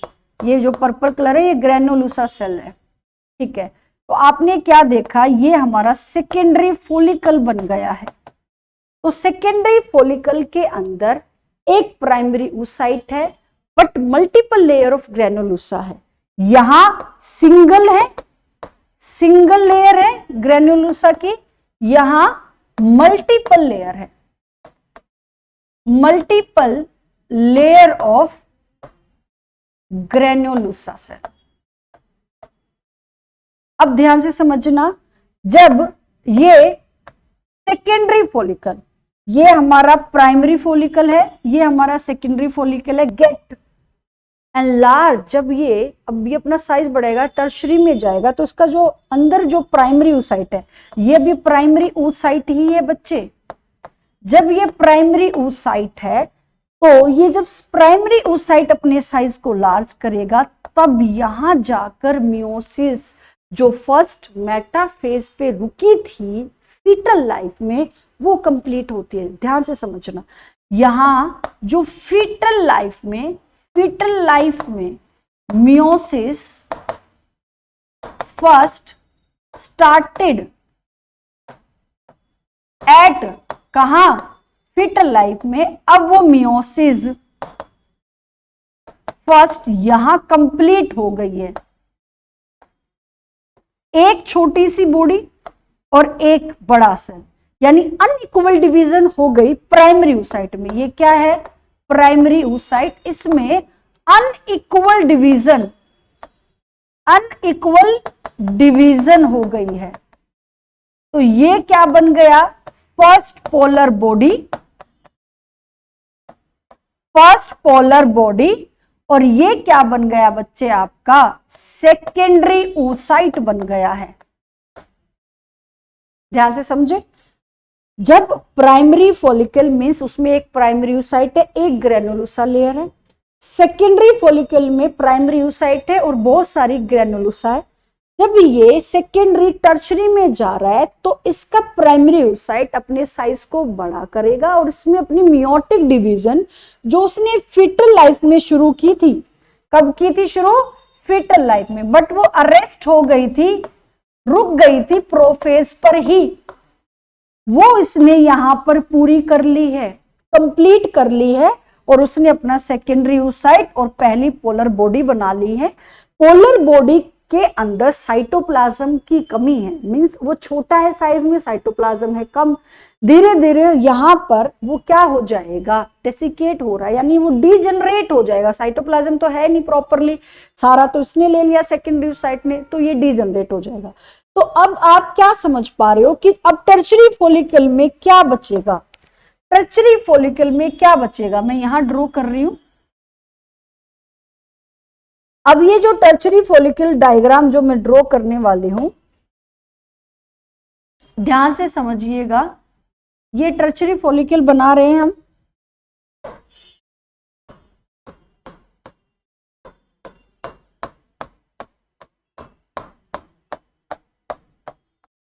ये ग्रेनुलोसा सेल्स की लेयर, अभी पहले ही मल्टीपल थी, यहां पर बहुत सारी थी। अब ये ग्रेनुलोसा सेल्स की जो लेयरिंग है, ये यहां एक थिक्का भी लग जाता है, ग्रेनुलोसा से काम नहीं कर चलता, तो यहां हमने एक थिक्का भी लगा दिया। थिक्का एक कवर होता है, ठीक है। तो यहां ग्रेनुलोसा भी थी सेकेंडरी फॉलिकल के पास, और थिक्का भी था, और primary oocyte। But tertiary follicle में जो थिक्का है वो प्रोटेक्शन को और कर देती है, एक थिक्का इंटरना और एक थिक्का एक्सटर्ना में। मैं यहां पर दो बना रही हूं, एक थिक्का इंटरना और एक थिक्का एक्सटर्ना।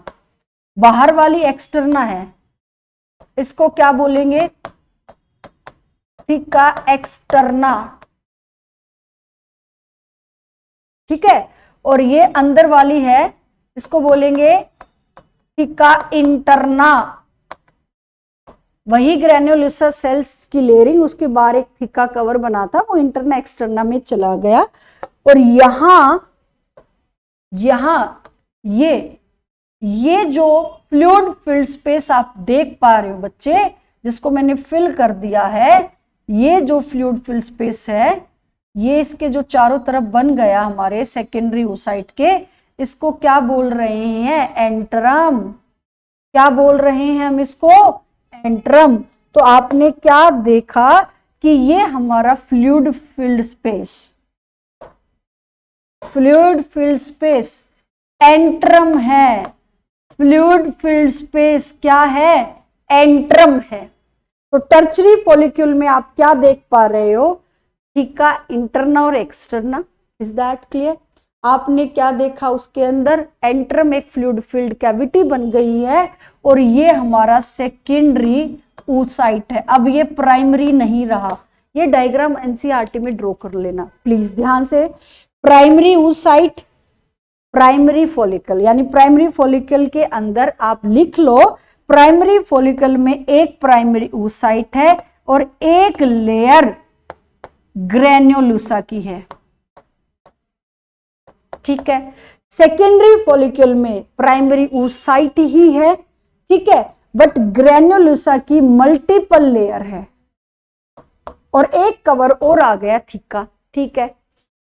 जब यहां पर मियोसिस 1 पूरी कंप्लीट करता है प्राइमरी oocyte, तो टर्चरी फॉलिकल में जब वो गया तो ये हमने क्या बनाया है, टर्चरी फॉलिकल बनाया है। जब वो टर्चरी फॉलिकल में गया तो उसने एक फ्लूइड फिल्ड कैविटी बनाई जिसका नाम है एंट्रम, और उसका अब ये सेकेंडरी oocyte यानी primary oocyte get transformed into secondary oocyte, और थीका जो है वो इंटरना और एक्स्ट्रा में चली गई, ठीक है। ये हो गया। जब ये ग्राफियन फॉलिकल में जाएगा, प्राइमरी फॉलिकल, रुको यहां पे समझो, primary then secondary then tertiary. जब टर्चरी वाला ग्राफियन में जा रहा है तो उसमें क्या चेंज हो रहा है, एज इट इज सारी चीजें जाएगी। बस ये जो सेकेंडरी oocyte है इसके चारों तरफ एक नॉन सेलुलर लेयर बन जाती है जिसका नाम है zona pellucida. Is that clear? बस यहां पर जब ये सेकेंडरी oocyte चारों तरफ एक लेयर बना लेता है उसको बोलेंगे जोना पेलुसिडा। तो आपने क्या लर्न करना है, जब ग्राफियन फॉलिकल होगा तब जोना पेलुसिडा उसके अंदर बना रहा है वो सेकेंडरी oocyte, टर्चरी के अंदर नहीं है जोना पेलुसिडा। तो आपने क्या लर्न किया, meiotic division of secondary oocyte। अब यहां मियोटिक 1 कंप्लीट हुई है, फिर यहां पर सेकेंडरी oocyte के अंदर मियोसिस 2 शुरू होगी, वो फिर से रुक जाएगी, समझना। मियोसिस 2 यहां स्टार्ट होगी, इसके अंदर यहां मियोसिस 2 स्टार्ट हुई, मियोसिस 2 स्टार्टेड बट स्टॉप, और कब पूरी होगी, जब स्पर्म एंटर करेगा। जब स्पर्म एंटर करेगा तब मियोसिस 2 कंप्लीट होगी। मियोसिस 2 कंप्लीट होगी, समझ रहे हो। मियोसिस 2 कब कंप्लीट हो रही है, स्पर्म के एंट्री पे। तो स्पर्म का न्यूक्लियस ओवम के न्यूक्लियस से जब फ्यूज कर रहा है उस टाइम पर मियोसिस 2 कंप्लीट होगी। तो इसका करेक्ट आंसर क्या जाना चाहिए था, at the time of fusion of sperm with an ovum. इसका करेक्ट आंसर सी जाएगा। और आपने यहां से एक टॉपिक भी क्लियर कर लिया कि कैसे फॉलिकल्स बनते हैं। Is that clear? तो बच्चे याद रखना है मियोसिस 1 कब कंप्लीट हो रही है, मियोसिस 2 कब कंप्लीट हो रही है। तो हमने इस क्वेश्चंस के थ्रू एक पूरा टॉपिक कवर किया। विच of the following layer is an enteral follicle. अभी हमने देखा था एंट्रल मतलब fluid filled cavity, fluid filled cavity. अब वो किसमें बनता है, टर्शरी फॉलिकल में। कहां बन रहा है ये, टर्शरी फॉलिकल के अंदर, ठीक है। तो अब tertiary follicle, enteral follicle is a cellular. ध्यान से समझना, ध्यान से बच्चे। विच of the following layer is an enteral follicle, means fluid filled cavity बन गई है और वो ए सेलुलर लेयर भी बना रहा है। तो यहां पर जब वो मैच्योर ग्राफियन फॉलिकल में जा रहा है, ये सेकेंडरी oocyte, ये फ्लूइड फिल्ड कैविटी, ठीक है। अब इसको हम एंट्रल फॉलिकल क्यों कह रहे हैं, ये जो सेकेंडरी oocyte है इसने एक ए सेलुलर लेयर को फॉर्म किया है, ए सेलुलर लेयर जिसका नाम क्या है, जोना पेलुसिडा। तो वो सिर्फ हमें कहां देखने को मिलेगी, ग्राफियन फॉलिकल में। अब अगर इसने ये पूछा होता तो हम इसका आंसर ग्राफियन फॉलिकल देते क्योंकि वहां जोना पेलुसिडा बन गई है। बट अब इसने पूछा है कि enteral follicle is a cellular पूछा है, तो सिर्फ बच्चे यहां पर ए सेलुलर लेयर तो जोना पेलुसिडा ही है। Is that clear? A cellular layer तो क्या है, जोना पेलुसिडा, क्योंकि ग्रेनुलोसा जो है वो भी हमारी सेलुलर है, ठीक है, इंटरना भी सेलुलर है, स्ट्रोमा जो है वो ओवरी का पूरा स्ट्रक्चर, उसमें तो सेल्स ही है हमारे यहाँ पे, ठीक है। तो ये जोना पेलुसिडा है जो ए सेलुलर या नॉन सेलुलर होगी, इसको जरूर मार्क करना आप, ये बहुत अच्छा क्वेश्चन है, ठीक है। और एनसीईआरटी में भी गिवन है zona pellucida, which of the following cell during gametogenesis is normally diploid. Gametogenesis के दौरान कौन सी सेल नॉर्मली डिप्लॉयड होती है। अब गैमेटोजेनेसिस, अब यहाँ पर आपका दो प्रोसेस हो गए, oogenesis और स्पर्मेटोजेनेसिस। डिप्लॉयड पूछा है उसने, तो स्पर्मेटोगोनिया ये डिप्लॉयड, सेकेंडरी पोलर बॉडी भी हैप्लॉयड होती है, ये भी हैप्लॉयड है, ये भी हैप्लॉयड है, तो करेक्ट आंसर क्या जाएगा ए, स्पर्मेटोगोनिया, जिसको हम दूसरा नाम क्या देते हैं, मेल जर्म सेल, तो इसका करेक्ट आंसर रहेगा ए। नेक्स्ट चलते हैं, मेंसुरेशन पे टॉपिक पे क्वेश्चन है, which of the following statement are correct. Correct पूछा गया है, अब ये क्वेश्चन जो है करेक्ट पूछा गया है, तो हमें पहले स्टेटमेंट रीड करनी पड़ेगी। In non primate animal cyclic changes during the reproduction is called stress. बिल्कुल करेक्ट स्टेटमेंट है बेटा, बिल्कुल, इसको स्ट्रेस ही कहते हैं। अब नॉन प्राइमेट एनिमल जैसे कि आपको पता है डॉग, टाइगर, काउ, डियर, ये सब क्या है, नॉन प्राइमेट है। प्राइमेट क्या है, एप, मॉन्की, ह्यूमन बीइंग, ये प्राइमेट है। तो यहां पर फर्स्ट मेंस्ट्रुअल साइकिल प्यूबर्टी पे स्टार्ट होती है, उसको मेनोपॉज कहते हैं, गलत, उसको क्या कहते हैं, मेनार्के। मेनोपॉज क्या है, एंड स्टेज है मेंस्ट्रुअल साइकिल की, तो ये स्टेटमेंट बी गलत हो गई। Lack of menstruation may be indicative, may भी है बच्चे, ध्यान समझना, बिल्कुल ठीक है, ये मे भी का मतलब होता है नॉट ऑलवेज, हमेशा ऐसा नहीं होगा, स्ट्रेस भी हो सकता है, ठीक है। तो lack of menstruation may be indicative of pregnancy, बिल्कुल करेक्ट, एनसीईआरटी स्टेटमेंट है। Cyclic menstruation extend between menarche and menopause, आपको आंसर तो इसी ने यहां पर ही दे दिया ना, तो मेनार्के फर्स्ट है, मेनोपॉज आपकी जो एंड स्टेज है वो है, तो ये डी भी करेक्ट हो गई आपकी, सी भी करेक्ट हो गई और ए भी करेक्ट हो गई। कौन सी गलत है, बी है जो गलत है, तो इसका ऑप्शन देख लेते हैं हम, यहां पर क्या बनेगा, ए सी डी ओनली, ए सी डी, ठीक है। तो इस क्वेश्चन को आप जरूर पढ़ना, तो इसका करेक्ट आंसर क्या आएगा, ए सी डी, ये 2023 का ही क्वेश्चन है, प्रीवियस ईयर का। Then which of the following hormone level will cause release of ovum.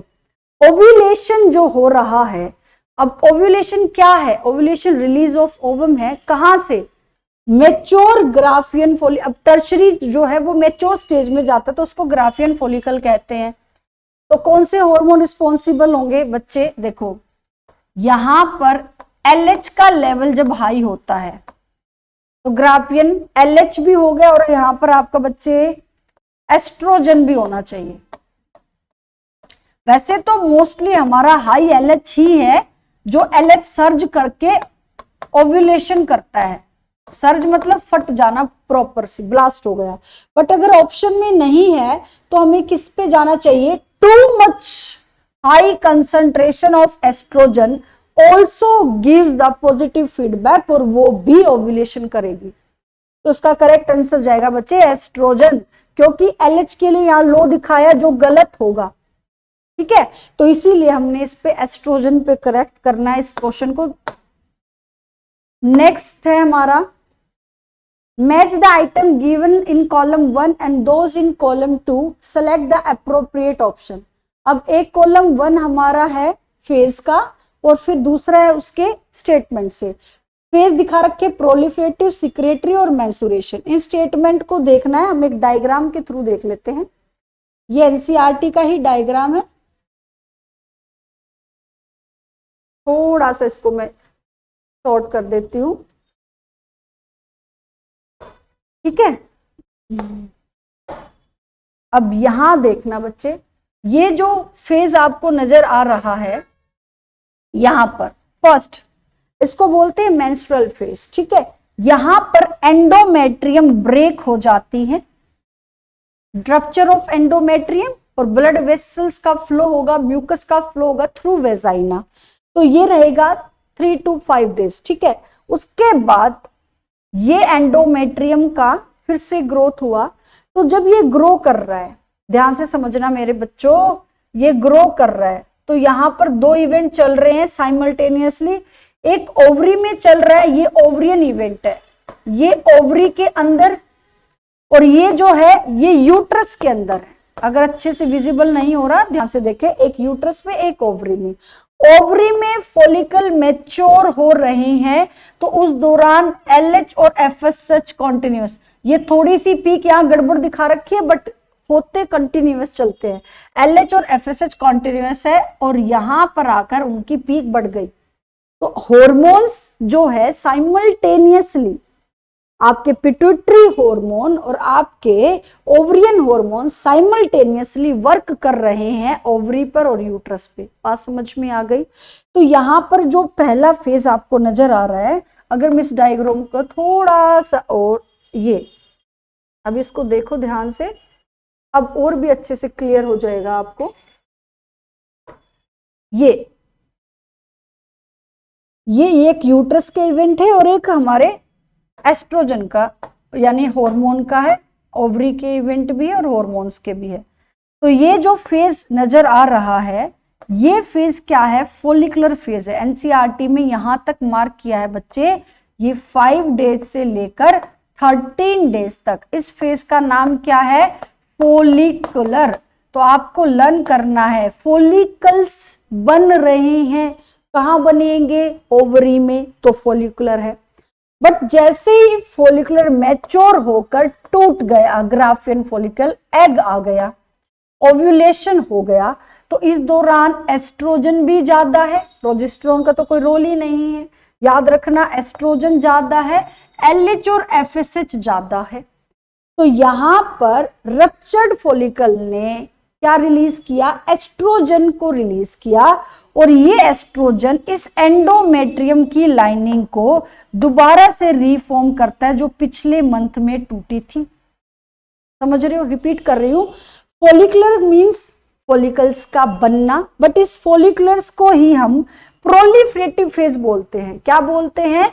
यहां लिखते हैं फॉलिकुलर को जब हम प्रोलिफरेटिव फेज बोल रहे हैं तो इसका मतलब क्या है?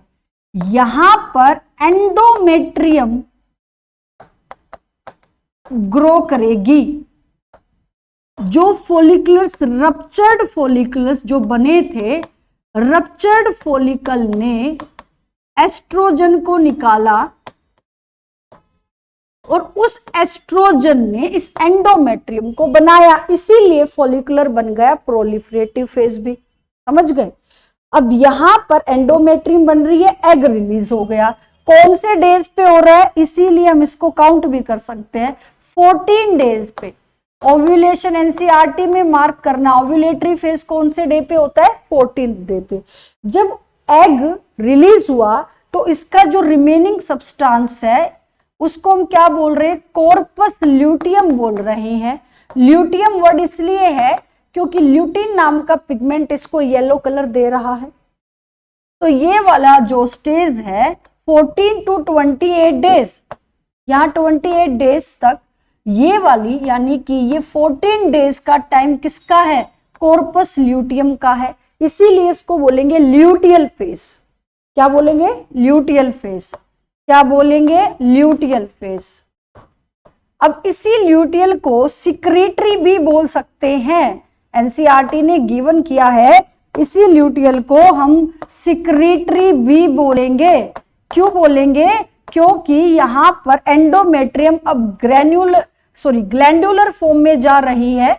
अब ग्लैंडुलर तो ये कुछ सिक्रीट करेगी, ठीक है, एंडोमेट्रियम प्रॉपर मेंटेन हो गई। तो आपको लर्न करना है प्रोलिफरेटिव, यानी फॉलिकुलर प्रोलिफरेटिव बन जाता है जब एस्ट्रोजन से एंडोमेट्रियम दोबारा रेडी होती है। इस दौरान यहाँ प्रोजेस्टेरोन का कोई रोल नहीं है, बट जैसे ही कॉर्पस ल्यूटियम आता है तो कॉर्पस ल्यूटियम प्रोजेस्टेरोन को जनरेट करेगा और ये जो प्रोजेस्टेरोन है ये प्रेगनेंसी के इवेंट को मेंटेन करेगा। तो पी से प्रोजेस्टेरोन, पी से प्रेगनेंसी हार्मोन, ठीक है। तो यहाँ से एंडोमेट्रियम प्रिपेयर हो जाएगी। अगर फर्टिलाइज्ड होगा एग तो एंडोमेट्रियम प्रिपेयर रहेगी। अगर एग फर्टिलाइज नहीं हुआ, उसको स्पर्म नहीं मिला, तो फिर नेक्स्ट साइकिल फिर से वही चलेगी, ठीक है। तो ल्यूटेल को सिक्रेटरी कह रहे हैं, प्रोलिफरेटिव जो है हमारा वो फोलिकुलर है। तो इस क्वेश्चन पर चलते हैं। पीक हमने देखी LH और FSH 14 डे पे पीक ज्यादा रहेगी, फिर उसके बाद धीरे धीरे गिर जाएगी। पहले इंक्रीज हो रहा है, ग्रेजुअली इंक्रीज हो रहा है, देन डिक्रीज हो रहा है, ठीक है। इस दौरान एस्ट्रोजन आपका कम हो गया है और प्रोजेस्टेरोन इंक्रीज हो रहा है, ठीक है। तो ये डायग्राम भी आपको करना है, ठीक है बच्चों। अब हम इसको देखते हैं, इसका क्वेश्चन क्या था। क्वेश्चन था ये, ठीक है। क्वेश्चन में पूछा गया है match the item given in column 1 with those column. तो प्रोलिफरेटिव फेज क्या था, फॉलिकुलर फेज है। क्या है, फॉलिकुलर फेज। तो ये हो गया हमारा फॉलिकुलर फेज, ठीक है। देन सिक्रीटरी फेज किसे कहेंगे हम, ल्यूटियल को कहेंगे। और मेंस्ट्रुअल में क्या होगा, ब्रेकडाउन ऑफ एंडोमेट्रियम। तो मैच कर लेंगे। तो आज की हम वीडियो यहीं पर पॉज करते हैं। इसके नेक्स्ट क्वेश्चन हम नेक्स्ट वीडियो में करेंगे। सारे कॉन्सेप्ट जो रिमेनिंग रह गए हैं चैप्टर के वो कंप्लीट करेंगे। तो मेरे साथ बने रहिएगा और मेरी वीडियो अगर आपको अच्छी लगती है तो प्लीज लाइक, शेयर और कमेंट जरूर कीजिएगा। Thank you everyone.